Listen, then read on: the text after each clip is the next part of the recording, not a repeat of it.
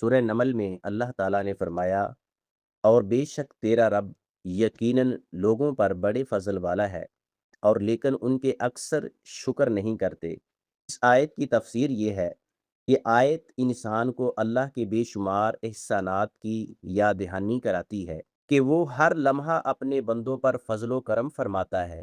اللہ کا فضل صرف نعمتوں تک محدود نہیں، بلکہ ہدایت، مہلت، صحت، برکت، عزت، رزق اور مصیبتوں سے بچاؤ سب اسی کے فضل میں شامل ہیں۔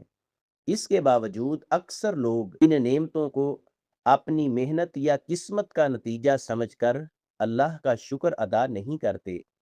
ناشکری صرف زبان سے گلے شکوے کرنے میں ہی نہیں، بلکہ نعمتوں کو اللہ کی نافرمانی میں استعمال کرنا بھی ناشکری ہے۔ انسان کو چاہیے کہ وہ اپنے رب کے احسانات اور نعمتوں کو پہچانے اور دل و عمل سے شکر گزار بنے۔